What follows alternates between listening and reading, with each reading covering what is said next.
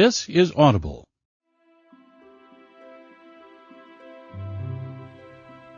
Brave Irene. Mrs. Bobbin, the dressmaker, was tired and had a bad headache, but she still managed to sew the last stitches in the gown she was making. "It's the most beautiful dress in the whole world," said her daughter, Irene. "The Duchess'll love it." "It is nice," her mother admitted, "but, Dumpling, it's for tonight's ball, and I don't have the strength to bring it. I feel sick." "Poor Mama," said Irene. "I can get it there." "No, Cupcake, I can't let you," said Mrs. Bobbin. "Such a huge package, and it's such a long way to the palace. Oh, besides, it's starting to snow."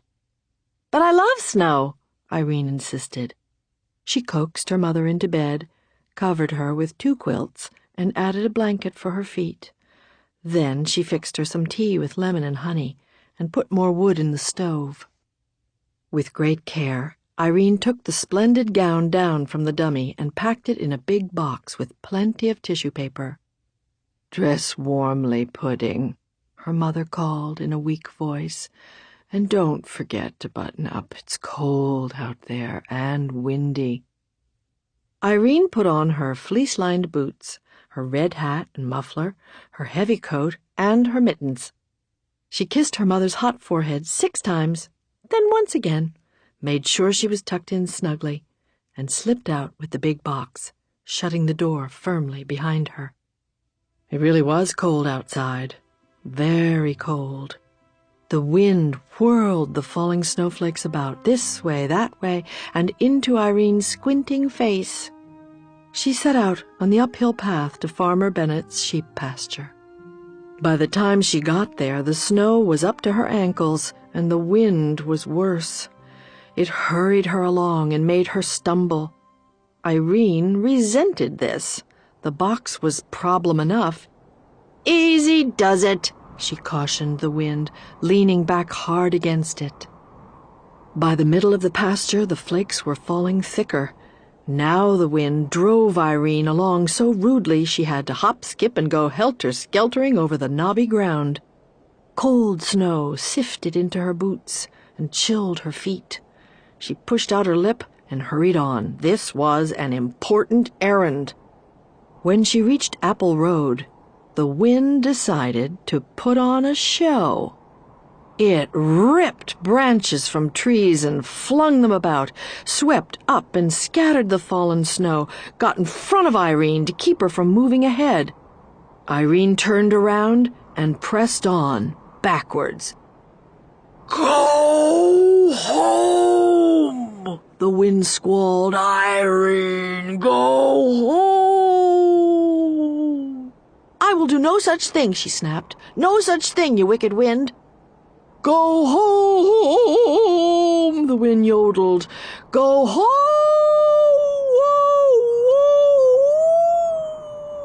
it shrieked. "Or else!" For a short second, Irene wondered if she shouldn't heed the wind's warning. But no, the gown had to get to the Duchess. The wind wrestled her for the package, walloped it, twisted it, shook it, snatched at it, but Irene wouldn't yield. "It's my mother's work!" she screamed. Then, oh, woe! The box was wrenched from her mittened grasp and sent bumbling along in the snow. Irene went after it. She pounced and took hold, but the ill-tempered wind ripped the box open. The ball gown flounced out and went waltzing through the powdered air with tissue paper attendants. Irene clung to the empty box and watched the beautiful gown disappear. How could anything so terribly wrong be allowed to happen? Tears froze on her lashes. Her dear mother's hard work, all those days of measuring, cutting, pinning, stitching, for this! And the poor Duchess! Irene decided she would have to trudge on with just the box and explain everything in person. She went shuffling through the snow. Would her mother understand, she wondered, that it was the wind's fault, not hers? Would the Duchess be angry? The wind was howling like a wild animal.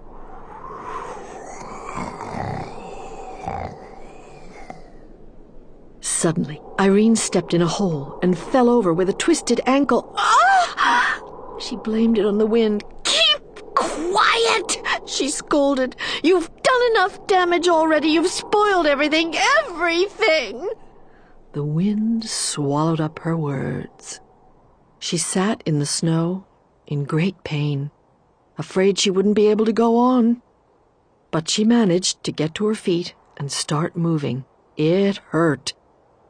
Home, where she longed to be, where she and her mother could be warm together, was far behind. "It's got to be closer to the palace," she thought. But where any place was in all this snow, she couldn't be sure. She plowed on, dragging furrows with her sore foot. The short winter day was almost done. "Am I still going the right way?" she wondered. There was no one around to advise her. Whoever else there was in this snow-covered world was far, far away and safe indoors, even the animals in their burrows. She went, plodding on. Soon, night took over. She knew in the dark that the muffled snow was still falling. She could feel it. She was cold and alone in the middle of nowhere. Irene was lost. She had to keep moving. She was hoping she'd come to a house, any house at all, and be taken in. She badly needed to be in someone's arms. The snow was above her knees now. She shoved her way through it, clutching the empty box. She was asking how long a small person could keep this struggle up, when she realized it was getting lighter. There was a soft glow coming from somewhere below her. She waded toward this glow and soon was gazing down a long slope at a brightly lit mansion. It had to be the palace. Irene pushed forward with all her strength and sloosh, thwomp, she plunged downward and was buried. She had fallen off a little cliff. Only her hat and the box in her hands stuck out above the snow. Even if she could call for help, no one would hear her. Her body shook. Her teeth chattered. Why not freeze to death, she thought, and let all these troubles end? Why not? She was already buried. And never see her mother's face again? Her good mother, who smelled like fresh baked bread? In an explosion of fury, she flung her body about to free herself and was finally able to climb up on her knees and look around. How to get down to that glittering palace? As soon as she raised the question, she had the answer. She laid the box down and climbed aboard, but it pressed into the snow and stuck. She tried again, and this time, instead of climbing on, she leaped. The box shot forward like a sled. The wind raced after Irene, but couldn't keep up. In a moment she would be with people again, inside where it was warm. The sled slowed and jerked to a stop on paving stones. The time had come to break the bad news to the Duchess. With the empty box clasped to her chest, Irene strode nervously toward the palace. But then her feet stopped moving, and her mouth fell open. She stared.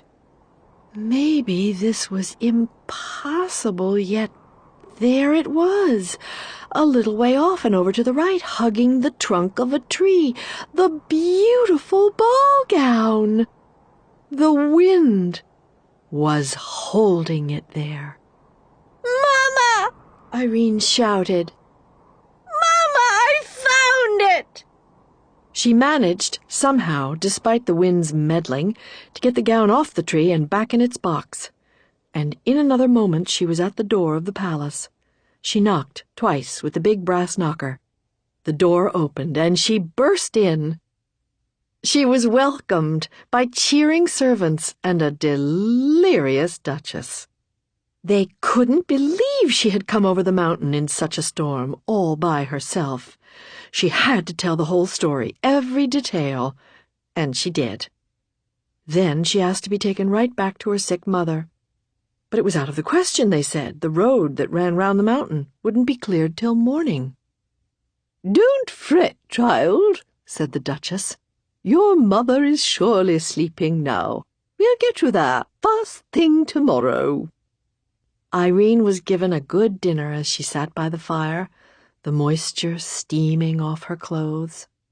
The Duchess, meanwhile, got into her freshly ironed gown before the guests began arriving in their sleighs. What a wonderful ball it was!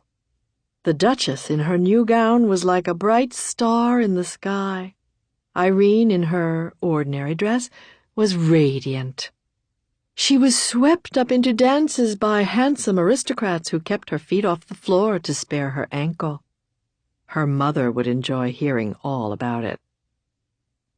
Early the next morning, when snow had long since ceased falling, Mrs. Bobbin woke from a good night's sleep, feeling much improved.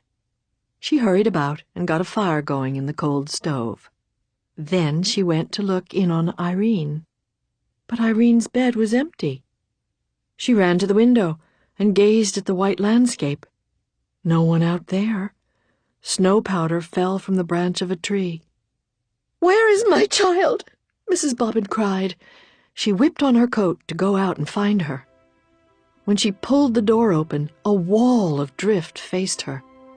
But peering over it, she could see a horse-drawn sleigh hastening up the path, and seated on the sleigh, between two large footmen, was Irene herself, asleep, but smiling.